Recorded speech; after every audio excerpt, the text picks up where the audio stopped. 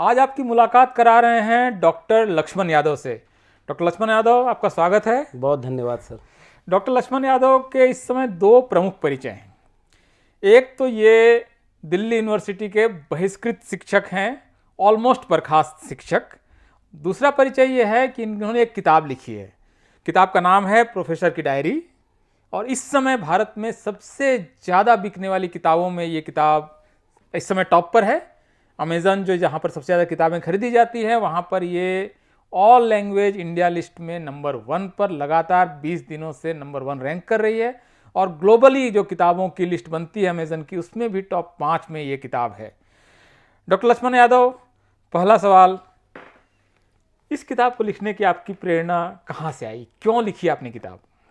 बहुत शुक्रिया दिलीप सर। और प्रेरणा कहाँ से मिली ये ठीक से बता पाना मुश्किल इसलिए है क्योंकि बहुत योजनाबद्ध तरीके से ये किताब नहीं लिखी गई। मैं साहित्य का विद्यार्थी हूँ, अभी भी हूँ, और साहित्य का एक रुझान जो पहले से रहा है वो किसी भी चीज़ को देखने, समझने और दर्ज करने को लेकर के अपने आप एक आदत में शुमार हो जाता है।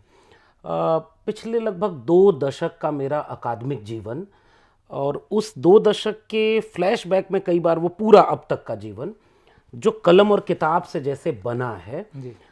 मेरी कोशिश हुआ करती थी कि मैं शुरुआती दिनों से डायरी लिखा करता था। कोई बहुत खूबसूरत याद है उस अब तक के सफ़र की, तो उसे कहीं दर्ज कर लिया। कहीं कोई चीज़ अजीब लगी या नई लगी या ख़ास लगी, तो उसे भी कहीं कहीं दर्ज कर लिया। इसीलिए इसका नाम आप देखेंगे कि लिखा हुआ है प्रोफेसर की डायरी। तो लगभग पिछले 2 दशक की, और ख़ास कर पिछले 1-1.5 दशक की, वो बिखरे पन्ने, वो नोट्स, वो कहीं किसी किताब के पीछे नोट कर लिया, वो सब कुछ मौजूद था।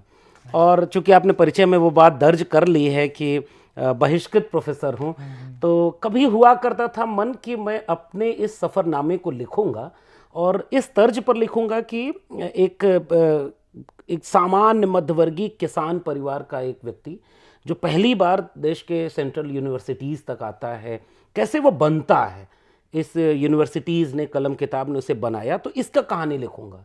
लेकिन अब मैंने इसके आखिरी पन्नों तक ये लिखा कि कैसे उसे बहिष्कृत भी कर दिया गया। तो ये पूरा सफ़र है जी। लेकिन आपका जो एकेडमिक करियर है, जो आपका शैक्षणिक जीवन है, और उसमें जब आपने शिक्षा हासिल की, तो आप एक बहुत शानदार और सफल विद्यार्थी जीवन आपका रहा है।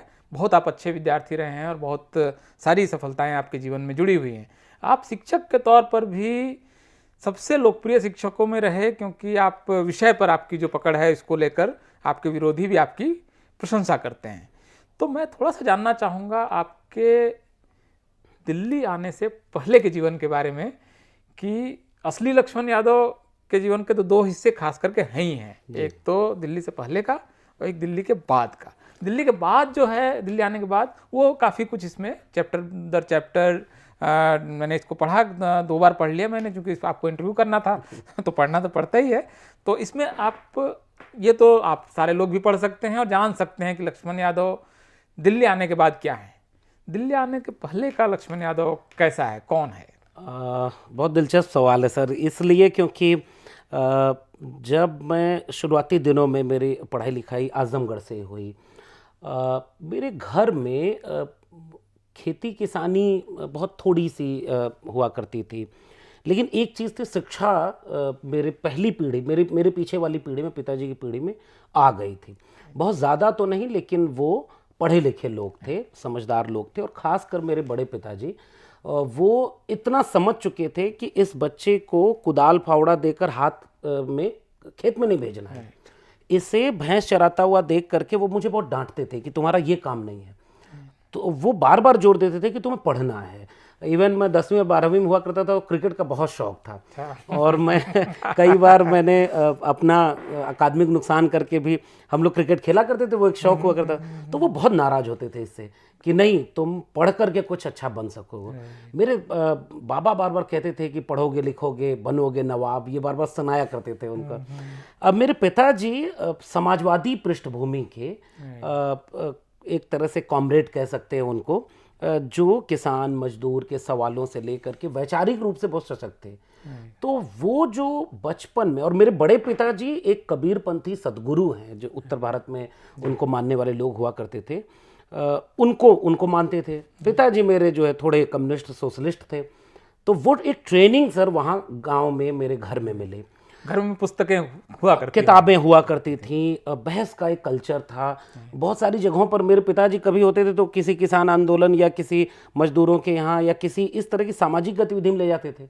और बड़े पिताजी एक खास तरह का जो संत परंपरा का एक बोध है समाज को, दुनिया को देखने का, वो मिलता रहता था। और इसलिए उन्होंने बहुत कुछ कुर्बान करके पढ़ाया। और मैं जब क्रिकेट जब बहुत खेलता था सर, तो 12वीं मेरे नंबर थोड़े कम आ गए। मैं भी बहुत परेशान था, एक हफ्ते खाना वाना नहीं खाया। बड़े पिताजी कहे पढ़ नहीं पाएगा। मैंने कहा नहीं पढ़ूंगा तो जरूर। मैंने आखिरी दिन इलाहाबाद विश्वविद्यालय का फॉर्म भरा था। मैंने उसी समय जेएनयू का फॉर्म भरा था। लेकिन तब मुझे पता नहीं था कि ग्रेजुएशन जो है फॉरेन लैंग्वेजेस में ही है, तो वो फिर नहीं हो पाया। बीएचयू गए और इलाहाबाद यूनिवर्सिटी में एडमिशन होना वो एक टर्निंग पॉइंट है। और जब इलाहाबाद गया तो मैंने इस किताब में लिखा भी है, मेरे बड़े पिताजी कहते थे कि अगर नंबर कम आए तो चुपचाप यहीं रहना। उन्हें डर था कि शरारती बहुत है तो बिगड़ सकता है। लेकिन मैंने ये बात समझ ली थी कि कलम और किताब की अहमियत क्या है। वो जो बीए का समय था वो लाइब्रेरी में बीता। और इलाहाबाद यूनिवर्सिटी में 60% नंबर बहुत मुश्किल से आते थे, अभी भी बहुत कम आते हैं। तो हिंदी साहित्य में तो ऐसे भी कम नंबर, वैसे भी बहुत कम आते हैं। हिंदी, इतिहास, शिक्षा शास्त्र मेरा विषय था। तो वो सर जब वो एक चीज़ पीछे से हॉन्ट करती थी कि अगर 60% नहीं आया तो बड़े पिताजी ने कहा चुपचाप घर लौटाना। तो मुझे आज भी याद है कि मैंने सबसे ज़्यादा किताबें अपने बीए के दौरान पढ़ी। अच्छा, और डर क्या क्या कराता है? नहीं ये कि पढ़ाई न छूटे। हाँ, वही तो अच्छा है। डर बुरा हमेशा बुरा नहीं होता है। बिल्कुल ठीक बात है। तो वो सर पहले ही ईयर में मेरा 64-65% नंबर आ गया। टॉपर 67% पे था। और फिर वो जो एक पढ़ने का जुनून पैदा हुआ, फिर वो एमए में मैं गया तो टॉपर ऑफ बैच हो गया मैं। अच्छा, लय बन गई इसका मतलब? लय बन गई। वो फिर पढ़ाई को लेकर के शुरू से भी रहा, लेकिन वो जो बीच में एक टर्निंग पॉइंट आया और उसके बाद जेएनयू आना चाह रहे थे। जेएनयू में एमए में एडमिशन नहीं हुआ तो हमने इलाहाबाद विश्वविद्यालय में अपने बैच में वॉल मैगजीन निकाली और लिखने पढ़ने वाले लोगों में सबसे आगे और टॉपर हुए। और वो एक सफ़र इलाहाबाद यूनिवर्सिटी तक का था। और दिल्ली आने का मकसद, एकेडमिया में आना पहला मकसद नहीं था। वो यूपीएससी आईएएस बनने का एक शौक जो होता है पूरा बिहार यूपी बिहार में वो है।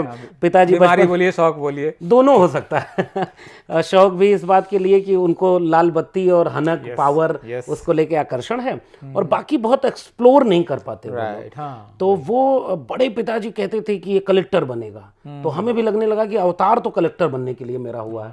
तो वो वहां से फिर दिल्ली आए। लेकिन सर अपीयरिंग में ही जेआरएफ हो गया।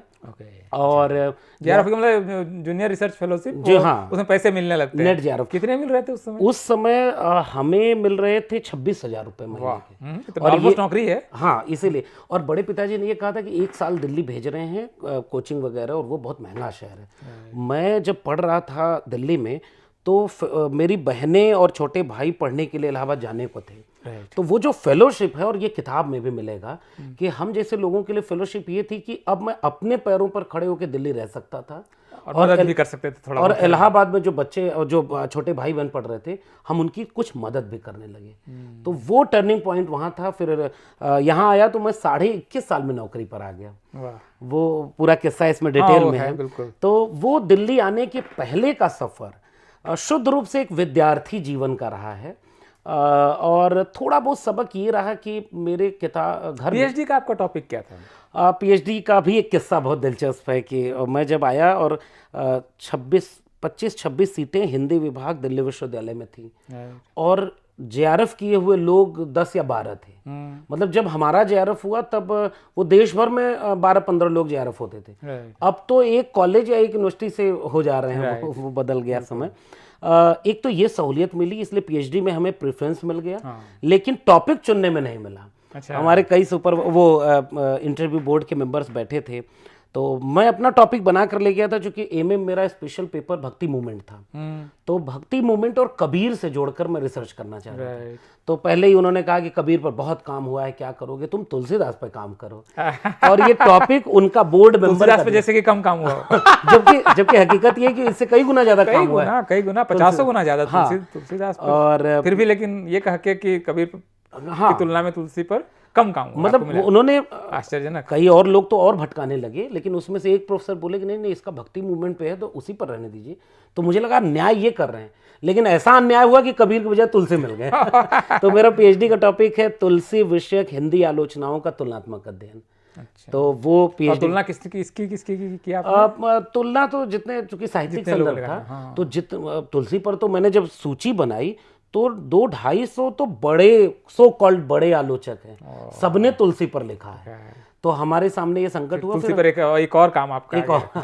तो उन्होंने यही कहा कि सबने काम किया, सबका निचोड़ तुम्हें निकालना है। निचोड़ भी 50 लोग कर चुके होंगे। तो ये बहुत दिलचस्प किस्सा पीएचडी का है। तो तुलसी पर पीएचडी मेरी। राइट, ठीक है। तो इसमें जो अब इस पूरे दौरान आप पढ़ा भी रहे थे, हाँ, और हिंदी साहित्य पढ़ा रहे थे। तो हिंदी साहित्य को आप जब दिल्ली यूनिवर्सिटी में पढ़ा रहे थे तो निश्चित रूप से हो सकता है कि शुरुआत में आपने गेस्ट फैकल्टी के तौर पे आए होंगे, फिर उसके बाद एडहॉक के तौर पर रहे होंगे। नहीं, एडहॉक से ही शुरू किया। एडहॉक से आपने शुरू किया है।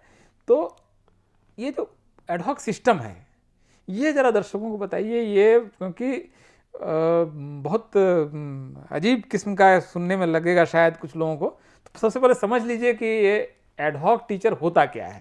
तो ये जरा बताइए कि क्या सिस्टम है। जी, इस किताब के लिखने की शुरुआत में मेरे मन में एक नाम आया था, एक एडहॉक की डायरी। फिर मैंने उसे बाद में चल करके ठेके पर प्रोफेसर सोचा। तो अब एक किस्सा है, रोचक है, इसलिए सुना देना चाहता हूँ, नाम से जुड़ा हुआ है। एक संपादक, अभी तो ये किस्सा शायद पहली बार एक बड़े प्लेटफॉर्म पर आपसे साझा कर रहा हूँ, कि इस किताब को छापने से भी लोग मना कर रहे थे, और हिंदी के ठीक ठाक बड़े तो हिंदी का साहित्य थोड़ा दरिद्र हो जाता अगर इसकी ये किताब ना छपती। तो सही बात है, क्योंकि इतनी पॉपुलर हिंदी पॉपुलर हो रही है इस चक्कर में। लेकिन उन्होंने मना कर दिया कि नहीं नहीं, ये हम नहीं छापेंगे। लेकिन ये जो अनबाइंड प्रकाशन है, इसने हिम्मत की। लेकिन उस जो एक संपादक से जब मैं मिला तो उसने कहा, सर ये ठेके पर प्रोफेसर क्या होता है? तो मैंने कहा, ठेके पर प्रोफेसर एक सिंबॉलिक नाम है, यानी जो कॉन्ट्रैक्ट पर रखे गए लोग हैं या अस्थाई लोग हैं। वो हंसते हुए कहा, सर देखिए, मैं तो कंफ्यूज हो गया कि एक प्रोफेसर नौकरी से निकाल दिया गया और ठेके पर पहुंच गया है। तो अच्छा, ठेका मतलब तो वो फिर मैंने कहा, नहीं भाई, ये अर्थ का अनर्थ हो जाएगा। तो कई और वजहों से फिर नाम हमने इसका अच्छा किया आपने, ठेके पर लक्ष्मण यादव। तो वो कहीं और ही चला जाता। जो बिना पढ़े आलोचना करते हैं फिर वो यही कहते, देखो इसको ठेके पे जाना था इसलिए बहाना कर रहा था। तो बहरहाल इसका मकसद यही है, एडहॉक का सिस्टम ये है कि वो असल में ठेके पर रखे गए लोग होते हैं। दिल्ली विश्वविद्यालय में ये सर लगभग 2007 में ईसी रेगुलेशन एक बना, और उसके पहले से सिस्टम था, लेकिन उसने उसको ऑर्गेनाइज्ड कर दिया कि अगर कोई 100 लोग हैं कॉलेज या यूनिवर्सिटी में, तो 100 में से हर साल मान लीजिए 5 या 10 लोग रिटायर हो गए, 4, 5, 10 लोग छुट्टी पर चले गए। तो उन लोगों की जगह पर तुरंत परमानेंट फैकल्टी रिक्रूट नहीं हो पा रही है, क्योंकि उसमें सिलेक्शन कमेटी प्रोसेस में टाइम लगता है। तो हम एक टेम्परेरी अरेंजमेंट करते हैं, ताकि 4 महीने के लिए हम एक असिस्टेंट प्रोफेसर आपको देंगे। उसका प्रॉपर इंटरव्यू होगा, उसकी एलिजिबिलिटी असिस्टेंट प्रोफेसर की होगी, उसका सिलेक्शन कमेटी से वो आएगा, सैलरी स्ट्रक्चर भी वही होगा, सैलरी स्ट्रक्चर सेम होगा, सब कुछ होगा, लेकिन वो कॉन्ट्रैक्ट पर होगा, यानी परमानेंट नहीं होगा। उसे दिल्ली विश्वविद्यालय एडहॉक कहता है। और वो 4-4 महीने के लिए था। नियम ये था कि 4 महीने आपके लिए पर्याप्त समय है, उस 4 महीने में आप परमानेंट रिक्रूटमेंट कर लीजिएगा, और उसके बाद फिर वो परमानेंट फैकल्टी आपके लिए होगी। लेकिन डीयू ने, और मैं एक चीज़ जोड़ना चाह रहा हूँ, वो एक ज़रूरी पक्ष है इसका, 2006 में ओबीसी रिजर्वेशन लागू हुआ। 7, 8, 9 तक आकर के वो 27% पूरा भी हो गया।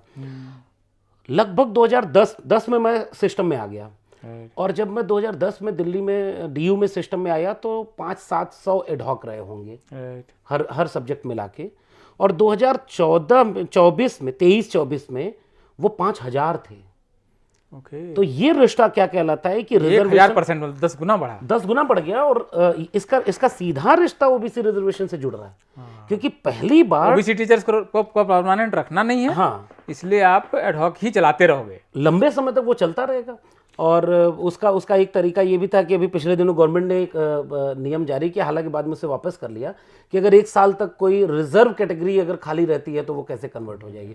लेकिन डीयू ने सबसे ज्यादा इसका दुरुपयोग किया। नहीं, लेकिन एक चीज बताइए कि एक पोजीशन खाली है, वहाँ एक टीचर रखना है, तो उस टीचर को आपने एडहॉक पर रख लिया, लेकिन वो पोजीशन अगर साल दर साल 3 साल 4 साल वैकेंट है, इसका मतलब वो परमानेंट पोजीशन है, तभी तो वो लगातार है। एग्जैक्टली।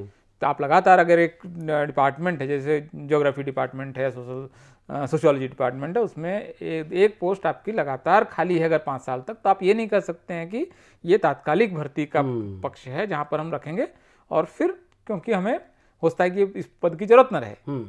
तो ये जो हुआ आपके साथ, ये मतलब ये तो फिर, और ये क्योंकि 5000 लोगों के साथ सिर्फ दिल्ली यूनिवर्सिटी में हो रहा है, इसका मतलब भारत में शिक्षा व्यवस्था के अंदर की एक बहुत बड़ी समस्या है कि आपको पोस्ट है, पोस्ट परमानेंट है, आप खुद साबित कर रहे हैं जब आप 10 साल 15 साल रख रहे हैं। एग्जैक्टली। लेकिन आप परमानेंट नहीं रखेंगे, क्योंकि वो रखते ही आपको एक खास करके रिजर्व कैटेगरी का आधा पद तो चला जाएगा रिजर्व कैटेगरी के पास, ये आपको करना नहीं है। इसीलिए सर, ये जैसे मैं खुद 14वें साल में निकाला गया, 14 साल आप ठेके पे थे, इसका मतलब वो पोस्ट परमानेंट थी, और मेरी जगह किसी को परमानेंट रखा भी गया ना। और धीरे धीरे अब वो भर रहे थे। लेकिन इसका एक राजनीतिक पहलू है और एक पहलू विश्वविद्यालय से जुड़ा हुआ है। इस किताब का मकसद ये जरूर है कि वो लोग जो डे 1 से जब वो सिस्टम में आते हैं तो वो एक परमानेंट फैकल्टी बनने की एलिजिबिलिटी रखते हैं, तभी तभी वो सिस्टम में आते हैं। यही तो शर्त है उसकी, अगर बनने के लिए तो वही शर्त है। हाँ, और अगर मैं अपने से उदाहरण ले लूँ सर, 12 साल में पीएचडी अगर है और एपीआई अगर आपके पूरे हैं तो मैं प्रोफेसर बन सकता हूँ, यानी 3 लेयर जो है, असिस्टेंट, एसोसिएट और प्रोफेसर। तो जिस समय मुझे प्रोफेसर बन जाना था, जिसकी सैलरी 3 लाख होती है और उसको बहुत सारी सुविधाएं मिलती हैं, बहुत बहुत वो पावरफुल जगह होती है, उस समय में एडहॉक से बाहर किया गया। ये उच्च शिक्षा व्यवस्था की त्रासदी है। मतलब ये कितना बड़ा एक केस स्टडी है इस मामले में डॉक्टर लक्ष्मण यादव की। मतलब आप जिस पद पर उनको पहला बार मान सकते हैं, किसी को टेम्पररी रखा, एक टीचर छुट्टी पे चला गया, बीमार हो गया, चलो रख लिया टेम्पररी, लेकिन आप जब वो पद ही परमानेंट है तो उस समय आप इसको जो रख रहे हैं, ये बहुत मतलब अजीब सा ही है। और इसके पीछे बहुत सारे कारण हो सकते हैं, लेकिन उसमें एक कारण तो बहुत साफ साफ दिख रहा है कि ये पूरी समस्या ही क्योंकि ओबीसी रिजर्वेशन के बाद ही शुरू हुई। तो इसमें से आपके पास मतलब 4 साल यूपीए के और लगभग 10 साल एनडीए के रहे, तो ये मतलब एक तरह से मतलब पार्टी पॉलिटिक्स के बियॉन्ड ये पॉलिसी है। मैं सर ये कहना चाहूँगा कि एजुकेशन पॉलिसी को लेकर के हम ये नहीं कह सकते, जैसे कुछ लोग या तो कहेंगे कि 14 के बाद भारत आज़ाद हो गया या गुलाम हो गया, दोनों ही तरह। मैं दोनों कुछ चीजें निरंतरता में, जिसमें से एजुकेशन पॉलिसी और वंचित जातियों की साइड लाइनिंग, ये दोनों पर एक कंटिन्यूटी भी है एक तरह से। और इसीलिए सर ये जो इसमें जिक्र भी आया है कि WTO से समझौता होगा कि FDI के लिए ओपन मार्केट करेंगे आप एजुकेशन को, ये तो 14 के पहले हो चुका था। हाँ। और उसके पहले लोग विरोध कर रहे थे। एडहॉक सिस्टम 14 के पहले था। इसलिए ये किताब, बहुत सारे लोग सोच रहे थे कि एक सरकार एक विचार खिलाफ, ऐसा है नहीं। ये किताब उस सिस्टम के खिलाफ है जो पहले से चला रहा था, जिसका शिकार हम जैसी पहली पीढ़ी के लोग ज्यादा हुए। अब भले वो लोग कह देंगे कि नहीं हमने तो सारे पद भर दिए, तो अब कैसे भरे हैं वो तो सामने। और उसमें क्योंकि आप अगर 14 साल एलिजिबल थे, तो इसका मतलब जब वो असिस्टेंट प्रोफेसर रख रहे हैं तब आप इनएलिजिबल हो गए। हाँ। या कम एलिजिबल हो गए। मैं तो सर इसका मतलब 14 साल जो आप नियुक्तियां कर रहे थे, हाँ, से एक व्यक्ति को, या तो आपकी उसको पूरी प्रक्रिया पर ही फिर सवाल खड़ा होता है। लगभग 40-42 लेटर, चूंकि मैंने इसमें एक जगह लिखा है कि जैसे रिचार्ज किया था ना एक सिम कार्ड को, वैसे प्रोफेसर को आप रिचार्ज करते हैं। हाँ। तो 4-4 महीने का रिचार्ज कर रहे थे। आपने लगभग 40-42 बार मुझे रिचार्ज करके, मतलब उसको सीधी भाषा में कहें, आप मुझे अप्रूवल दे रहे थे कि हाँ आप असिस्टेंट प्रोफेसर हैं, आप अगले बैच को पढ़ाइए। तो मैं एक और सवाल इसमें जोड़ दूं कि अगर 14वें साल आपको पता चला कि मैं शिक्षक बनने के काबिल नहीं हूं, तो 14 14 बैच जिन बच्चों को पढ़ाया उनका क्या करियर होगा? कौन बर्बाद उनका किया? क्या हुआ? सही बात है। अब क्या आप एक अयोग्य शिक्षक से उस 14 बैच के बच्चों को पढ़ा रहे थे? सही बात है। इसके आपके पूरे पूरे पूरे सिस्टम पर ही एक्चुअली फिर तो क्वेश्चन कर रहे हैं। और कौन सी एलिजिबिलिटी थी कि जो तब हम फुलफिल कर रहे थे और अब नहीं कर पाए? और ऐसे बहुत सारे लोग, मैं तो कहूँ सर डीयू में लगभग 1000 लोग निकाले गए। लोग इसलिए नहीं बोलते तो उन्हें लगता है कि अगर हम बोल देंगे तो अगले इंटरव्यू में आगे चांस के लिए खत्म। तो तय ही है, पूरे तौर पर आउट हो मतलब गए। इसीलिए मेरे सामने 2 रास्ते थे जब मैं नौकरी से निकाला गया। एक तो ये कि मैं भी चुप रह करके अगले किसी इंटरव्यू की तैयारी करता, किसी और तरीके को इजाद करता जिससे कि नौकरियां मिल रही हैं आजकल। और दूसरा विकल्प ये था कि इस सच को कम से कम लोगों के सामने रख दिया जाए। ये जोखिम भरा काम था। इसमें फिर ये तय हो गया है कि आप अगर इस तरह का विचार रखते हैं तो आपको कोई पसंद नहीं करेगा। विचार भी क्या है, मतलब आप जो साहित्य पढ़ा रहे थे तो साहित्य ही पढ़ा रहे थे। हाँ। उसमें तो जो आपको इसी सिस्टम ने जो आपको जिस तरह से पढ़ाया और पढ़ने का जो विधि बताया उसी के हिसाब से कर रहे थे। वहां पर तो कोई पॉलिटिक्स थी नहीं।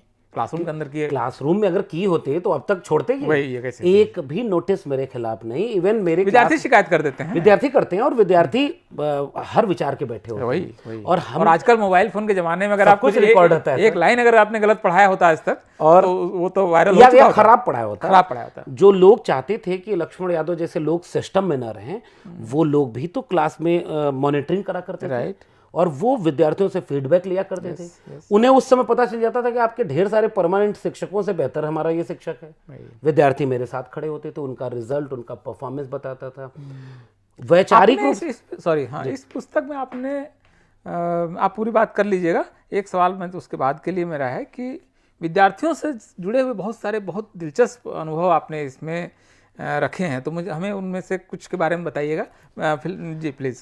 मैं अभी जो बात कह रहा था वो केवल ये कह रहा था कि ये किताब असल में उच्च शिक्षा को लेकर के जितने भी एस्पेक्ट हो सकते थे उनका मेरी नज़र से देखा गया एक इतिहास का दस्तावेज है। मैं ये इसको बहुत अच्छा डॉक्यूमेंटेशन। और इसमें केवल शिकायतें नहीं हैं और न ही तारीफ के पुलिंदे बांधे। नहीं, बहुत होप है इसमें, बहुत जगह बहुत उम्मीद है कि एक बच्चा आ रहा है जिसे आप बता रहे हैं कि आपने उस पर कंधे पे हाथ रखा, ये सब आपका, और उसके बाद वो किस तरह से आगे की तरफ देख रहा है। ऐसे और कई किस्से हैं सर। और फिर मैं इसीलिए नूह के बच्चे का है जिसका कि एडमिशन नहीं हो रहा है और वो स्ट्रगल कर रहा है, और वो रोते हुए हमने उसे देखा, लेकिन नूह से वो यहाँ आके स्ट्रगल कर रहा है, यही अपने आप में होप है। और वो जाते समय ये बोल रहा है कि सर इस बार नहीं तो अगली बार जरूर ट्राई करूंगा। Yes yes. मैं उसकी आंख में जो उम्मीद है शायद वो हमारी ताकत है जी। और ऐसा हमने इस वो अनुभव आपसे कोई नहीं छीन सकता। बेशक आपसे एक प्रोफेसर का पद लोगों ने छीन लिया, लेकिन आपने जो जीवन का अनुभव एक वास्तविक शिक्षक के नाते जो कुछ हो सकता था वो सब, वो आपसे मेरे ख्याल से उससे आपकी वहाँ पर कोई वंचना नहीं है, वो शायद कंप्लीट। मुझे लगता है कि सर ये जो अभी अगर हम आंकड़ों की बात करें तो आज की तारीख में देश में हायर एजुकेशन तक केवल 3% युवाओं की आबादी जा पा रही है। उनमें भी रिसर्च वाले जोन तक या पीएचडी या पोस्ट डॉक्टर वो 1% से भी कम है। आधे % से भी कम लोग उसमें से प्रोफेसर बन पाते हैं। और मैं तो 14 साल प्रोफेसर रहा तो वो मैं उन लोगों में शामिल हूं जिनके पास ये प्रिविलेज तो है कि हमने 14 साल खुद को गढ़ा है। जितना मैंने पढ़ाया, इस किताब में मैंने लिखा है, उससे ज़्यादा मैंने पढ़ा है। मैंने किताबों को पढ़ने का सलीका विद्यार्थियों से बातचीत करके सीखा है। एक कविता, एक कवि जब मैं 2010-11 में पढ़ा रहा था तो वो शायद कुछ और अप्रोच था। उस कवि को पढ़ाने का 2021-22 में तरीका मैंने और बेहतर किया है। एक तो ये वाकई कोई नहीं छीन सकता। अनुभव के लिहाज से कहें तो एक बहुत विराट अनुभव जीवन का इस बहुत कम समय में हमने अर्जित किया है। इसीलिए ये किताब आपने बहुत ठीक टिप्पणी की कि ये एक उम्मीदों की किताब है। उम्मीदों की इसीलिए है क्योंकि इसी एकेडमिक इंस्टीट्यूशन ने हमें बनाया है। हम तो जब आजमगढ़ से चल के आपने नहीं, बल्कि तो आपने लिखा है कि आपका तिलका मांझी यूनिवर्सिटी में ऑलरेडी परमानेंट फैकल्टी में हो चुका था। आपने तय किया कि आप दिल्ली यूनिवर्सिटी में पढ़ाएंगे। हाँ, हमें दिल्ली यूनिवर्सिटी ने आपको अच्छा मानते हुए लगातार आपको एक्सटेंशन दिया, उम्मीद पाले रखी है कि आप यहाँ के प्रोफेसर बन सकते हैं। अब तो डीयू बताए कि वो क्यों नहीं बन सकते थे। वो जब बिहार में मेरी नौकरी लगी थी तो बहुत सारे लोग, घर वाले लोग भी कहते थे, कई हमारे शिक्षक ने कहा, हाँ हमारे प्रोफेसर हैं, उनका नाम चूंकि बदल दिया सबका, लेकिन वो प्रोफेसर भी आज भी जानते हैं। जैसे मेरे सुपरवाइजर, वो सारे भी किस्से हैं कि एक तरफ मेरे दोस्त का सुपरवाइजर उसका इतना शोषण कर रहा है कि वो उससे अपना रिसर्च पेपर लिखवा रहा है, अपनी पत्नी के लिए PDF का रिसर्च करवा रहा है, तौलिया और साबुनदानी खरीदवा रहा है और कंघी नहीं बैग में लाया, तो उससे वो सुपरवाइजर नाराज होकर फेलोशिप पर साइन नहीं कर रहा है। इस चैप्टर का नाम है सुपरवाइजर की कंघी। तो वो दिलचस्प किस्सा है। वैसे ही मेरे प्रोफेसर ने कहा कि तुम्हारा वहां हो गया, तुम चले जाओ, क्योंकि देखो तुम मतलब एकदम वो पानी जैसा प्रोफेसर का होना चाहिए एकेडमिया में, जिस बर्तन में रखे उसका आकार ले ले, और तुम वैसे हो नहीं, तो जो नौकरी मिल गई उसे कर लो, पता नहीं यहाँ क्या क्या होगा। मैंने उनसे यही कहा कि सर मैं चाहता हूँ कि एक बेहतर इंस्टीट्यूट में मैं रहूँ, और डीयू से मैंने बहुत कुछ सीखा है। मेरा कॉलेज ऐसा है सर कि वो जाकिर हुसैन दिल्ली कॉलेज, इसमें नाम नहीं है लेकिन मेरी पहचान तो जुड़ी है। तो मैं जानता हूं कि मेरे कॉलेज ने मुझे बनाया है, उसके भीतर के स्टाफ रूम ने, वहां के दोस्तों ने, वहां के तमाम लोगों ने मुझे गढ़ा है।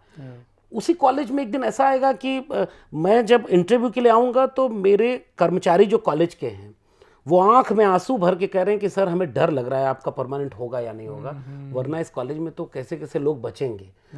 वो आंख आज भी मुझे याद है, और इंटरव्यू बोर्ड में बैठे लोगों की आंखें याद हैं, जो ये भाव तय करके बैठे थे कि इनको सबक सिखाना है, कोट अन कोट। राइट। ये बहुत आश्चर्यजनक है लक्ष्मण जी, क्योंकि यूनिवर्सिटी का मतलब ही विश्वविद्यालय है। विश्व के सारे विचारों का समुच्चय और उनके अंतर क्रियाओं से उपजने वाले ज्ञान का केंद्र। अगर मैं यूनिवर्सिटी का एक अनुवाद करना चाहूँ, उस शब्द का अनुवाद, तो ये है, मतलब ग्लोबल और विश्व, मतलब पर सारी दुनिया खुली हो, जो मतलब रविन्द्रनाथ ठाकुर बोलते हैं कि सारे तरफ से विचारों को आने दो।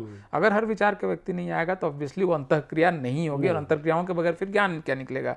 मतलब अमेरिकन यूनिवर्सिटी MIT नोम चोम्स्की को न सिर्फ टॉलरेट करती है, सिर पे बैठा के रखती है, और जो अमेरिका की सारी पॉलिसीज का दुनिया का सबसे प्रखर क्रिटिक है। मतलब वो इराक पे हमला हो, अफगानिस्तान पे हमला हो, अमेरिका की वैसी तैसी करता है, और अमेरिका उसको बाकायदा वेतन देके, शानदार मतलब महल देकर उसको बैठा के रखता है। जो पॉल सॉत्र मतलब फ्रांस में प्रोफेसर हैं, और उसको रहते हुए सरकार गिरा देने के मूवमेंट में रहते हैं, और वो उसके बावजूद यूनिवर्सिटी सिस्टम के अंदर रह पाते हैं।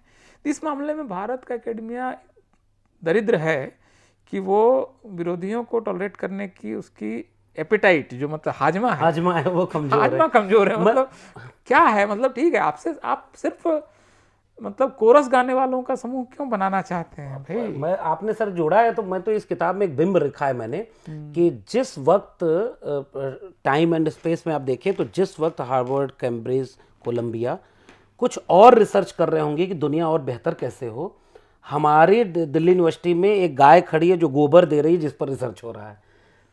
लड़कियों के हॉस्टल पर गौशाला खुलेगी, अभी 76 कुंडी यज्ञ हो रहा है।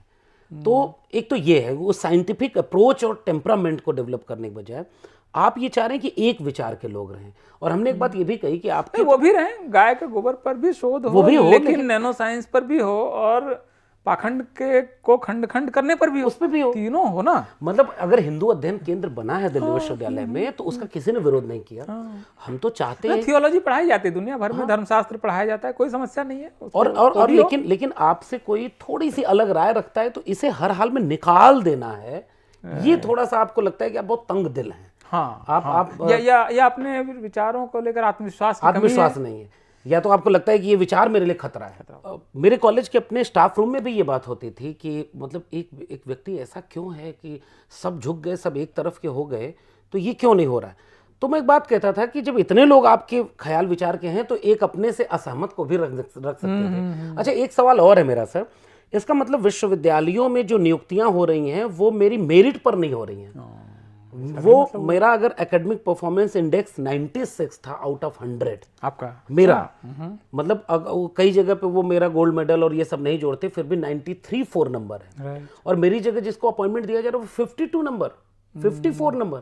यानी आप पूरे एकेडमिक स्ट्रक्चर को खराब शिक्षकों को भर करके, कम मेरिट वाले लोगों को भर करके उसको भीतर से खोखला कर रहे हैं। एक सवाल ये किताब ये उठाती है। दूसरा ये उठाती है कि जो एकेडमिक माहौल आपने सवाल में पूछा वो बहुत जरूरी है। ग्लोबल नॉलेज के ये केंद्र होते हैं, ज्ञान विज्ञान अनुसंधान का वैश्विक ज्ञान। आपका ऋग्वेद कहता है, जिसको आप इतना मानते हैं, आनो भद्रो कन्वत्तो देवा, जिस भी तरफ से, जिसको विवेकानंद ने भी कहा, ज्ञान जिस भी तरफ से आए तो आने देना चाहिए। अगर किसी क्लासरूम में बैठ करके कोई संस्कृति का एक पक्ष तुलसी पढ़ा रहा है, तो वहां एक कबीर भी होना चाहिए। वो मेरे सिलेबस में था। तो वो नहीं किया गया इस समय। इसलिए किताब की जरूरत पड़ी कि कल को कोई बच्चा गांव से निकल करके यूनिवर्सिटी तक आए तो उसके पेरेंट्स उसके नाकामयाब होने पर केवल ये ना कहें कि बच्चा नालायक था। उन्हें ये पता होना चाहिए कि सिस्टम कैसे भीतर से करप्ट हो रहा है। इसलिए ये किताब एक चिंता के साथ लिखी गई है कि समाज बेहतर बनने के लिए एक विश्वविद्यालय बेहतर होता है। और विश्वविद्यालय, किताब, कलम, सिलेबस बदला जा रहा है सर। एक तरह के, जैसे मैं अपना उदाहरण दे दूं, पहले तुलसी का पद पढ़ाया जाता था जिसमें केवट प्रसंग भी होता था। केवट प्रसंग एक अच्छा प्रसंग है, उससे आप एक बेहतर दुनिया बना सकते हैं। और उसी रामचरितमानस के केवट प्रसंग को हटा करके उसमें सुंदरकांड रख दिया गया। इस माइन्यूट चेंज को कैसे आप ऑब्जर्व करेंगे? कबीर के वे दोहे अब शामिल नहीं है साहित्य में जो बेहतर समाज बनाने के क्रिटिक करते हैं। एक तो ये चिंता थी, लेकिन खैर अपॉइंटमेंट का पॉलिटिक्स है। आपके पिछले सवाल में जो विद्यार्थियों से जुड़ा हुआ अनुभव, हाँ, वो मैं जानना चाहूंगा कि मतलब बहुत तो समृद्ध अनुभव रहा होगा। इतने समय में आपने इतने विद्यार्थियों को देखा और आपकी अपनी एक विश्व दृष्टि से देखा होगा, तो कैसा क्या तो रहा आपका अनुभव? की बात तो ऐसी है सर, इसमें एक किस्सा आता है कि मैं अपने सुपरवाइजर से परेशान होता हूं कि बाकी बच्चों के सुपरवाइजर उन्हें अपने घर बुलाते हैं, वो कुक करके खाना बनाते हैं, खिलाते हैं, उनकी सब्जी लाते हैं। मेरे सुपरवाइजर लगता है मुझे कम मानते हैं, इसलिए घर नहीं बुलाते। तो एक दिन फ़ोन करके मैं कहता हूँ कि मैं भी आपके घर आऊँ, तो उन्होंने कहा नहीं, आपका सफ़र लाइब्रेरी से शुरू होकर के मेरे स्टाफ रूम तक है, आप किताबों के करीब जाएं। इसी दिल्ली विश्वविद्यालय में एक कुलपति हुआ करते थे सर कि जब वो पैर छूने बच्चे दौड़ कर आए, अपने लॉन में टहल रहे थे, मैं नाम नहीं ले रहा हूँ उनका, लेकिन क्योंकि बात वो महत्वपूर्ण है, बच्चे दौड़ कर पैर छुए तो उन्होंने कहा कि यहाँ पर क्या है जो पैर छूने आए? तो उन्होंने कहा आप गुरु हैं, आप ज्ञानदाता हैं। तो कहा कि there is no knowledge in my feet, मेरे पैरों में कोई ज्ञान नहीं। वो देखो लाइब्रेरी है, उधर जाओ, वहाँ किताबें हैं, उससे ज्ञान प्राप्त करो।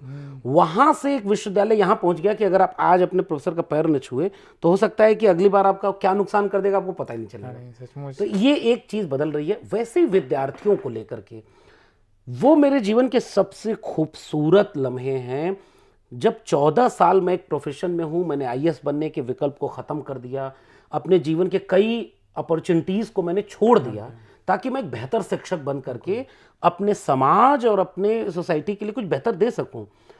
वो छीना गया, लेकिन वो जो 14 साल में मुझे मिला है वो शायद कोई नहीं छीन सकता। मिसाल के तौर पर एक किस्सा तो इसमें है, वो उस लड़के का नाम कुछ और था, मैंने नाम बदल दिया, जो रोज क्लास में आके सोता था। और एक दिन वो सो रहा था, ज्यादा नींद आने लगी तो मैं उसके कंधे पे हाथ रख के कहा, जैसे इस चैप्टर का नाम है क्लास में झपकी, तो वो जो झपकी आ रही है, मैंने ये ऑब्जर्व किया सर कि हमने बचपन में कोई गलती की तो हमें डांट दिया जाता था, तुम गलत हो, तुम ऐसे बुरे हो। हमें कोई प्रोफेसर मिलता था तो अधिकांश लोग कहते थे कि नालायक हो तुम, ऐसे। एक आध कोई ऐसा मिला जिसने कहा कि नहीं नहीं, इस काम को ऐसे नहीं, ऐसे करना है। वो कहीं सबक एक शिक्षक बनने में मेरे लिए मददगार था। मैंने मोहित से कहा कि तुम क्या कोई दिक्कत है, तो उसने कहा कि हाँ सर। मैंने कहा क्लास के बाद बताना। मैंने उससे पूछा था कि तुम क्लास में बताने की स्थिति में हो? उसने कहा नहीं सर, मैं बता नहीं सकता। और बाद में आके बताता है कि मैं कैसे रात भर सो नहीं पाता क्योंकि मैं अकेला कमाने वाला भी हूँ और मुझे पढ़ना भी है। तो वो उसके बाद कुछ साल बाद मिलता है और वो कहता है कि मेरा पीएचडी में एडमिशन हो गया सर, मिठाई खाइए। और वो वास्तविक किस्सा है कि उसकी माँ लाइब्रेरी, वो मोहित मेरे लिए एक उम्मीद का नाम है, वो लाइब्रेरी दिखाते हुए कहता है कि माँ हमारे लिए यही मंदिर मस्जिद। हाँ, वो मैं बिल्कुल, वो है ना, अम्मा हमारा मंदिर मस्जिद गुरुद्वारा चर्च सब यही है। हाँ। इसी ने हमें सब कुछ दिया है। उसकी माँ एक सामान्य ग्रामीण महिला सेंट्रल लाइब्रेरी की तरफ हाथ जोड़कर ऐसे खड़ी थी जैसे किसी मंदिर के सामने खड़ी। बिल्कुल, बहुत बढ़िया। और ये मैंने अपनी आंखों से ये दृश्य देखा। बहुत बढ़िया पंक्ति है। और वो जो लाइब्रेरी को लेकर के ये जो भाव इस देश और समाज में है, मैं उसको बचाने के लिए इस किताब को लिखना चाह रहा हूँ और ये जोखिम है, और इसलिए मैंने इसको लोगों के बीच लिखा। एक और किस्सा है सर कि एक बच्चा बिहार से आया था, उसकी सर्टिफिकेट में दिक्कत थी और उसका एडमिशन हो रहा था, जैसे नूह वाले बच्चे का 1% से नहीं हो रहा था। एक बच्चा था जिसके पास फीस नहीं हुआ करती थी, और मैं नहीं, मेरे जैसे जाने कितने शिक्षक और शोधार्थी हैं जिन्होंने पढ़ने वाले बच्चों को पैसे से मदद की। बिल्कुल, हाँ। एक कागज नहीं था, मैंने उसको तरीका बताया कि वहां मत जाना, वो मना कर देंगे कि नहीं एडमिशन नहीं होगा। ये पन्ने पर ये एप्लीकेशन लिख करके यहाँ से साइन करा के एडमिशन ले लो, 1 हफ्ते में कागज जमा कर देना। सर वो आज वो लड़का दिल्ली विश्वविद्यालय में एक कॉलेज में परमानेंट प्रोफेसर है। जो मेरा स्टूडेंट हुआ करता था। और वो आज भी उसकी आंखें, और कई बार उसने बता दिया कि सर उस दिन अगर आप ना वो मदद नहीं करते तो शाम को मेरी ट्रेन थी, मैं बिहार लौट गया होता। तो इसलिए मैं इस पूरे सफ़र को कहता हूँ कि मेरे जीवन के सबसे खूबसूरत लम्हे थे जब मैं अपनी क्लास में खड़ा हूँ।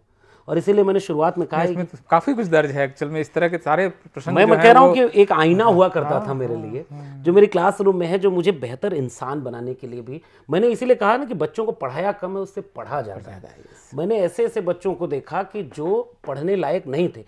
ये जो बाद का सफ़र है ना सर, पहला क्वेश्चन आपका कि दिल्ली यूनिवर्सिटी ने या इस माहौल ने हमें क्या दिया, हमें रीढ़ दी है, हमें एक विचार दिया जिसमें हम सोशल जस्टिस या संविधान की बात करते हैं। तो हमने फूले, अंबेडकर, पेरियार को जब पढ़ा तब शिक्षा की कीमत को और बेहतर तरीके से समझा।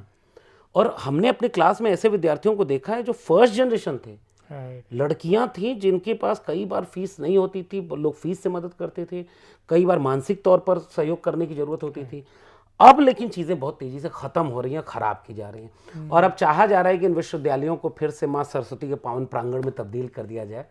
तो ये इस चिंता के साथ ये किताब लोगों के हाथ में है। तो ये थे डॉक्टर लक्ष्मण यादव और ये है उनकी किताब। मुझे लगता है कि जो पढ़ने वाला समाज है और हिंदी का समाज निश्चित रूप से पढ़ने लिखने वाला समाज है, वो इस ऐसी और इस किताब को पढ़ेगा और इसमें जो सार तत्व है उसको ग्रहण करेगा। जो नहीं लेने लायक है उसको त्याग दें, कोई दिक्कत नहीं है। और हम कामना करते हैं कि डॉक्टर लक्ष्मण यादव एक नई जीवन यात्रा में हैं और नए ढंग से अभी भी वो शिक्षक का काम कर रहे हैं। हालांकि इनका अब जो मीडियम है वो बदला है। उनके लिए बहुत बहुत मंगल कामनाएं। बहुत बहुत शुक्रिया, धन्यवाद doctor Lakshman. Thank you so much sir. Thank you.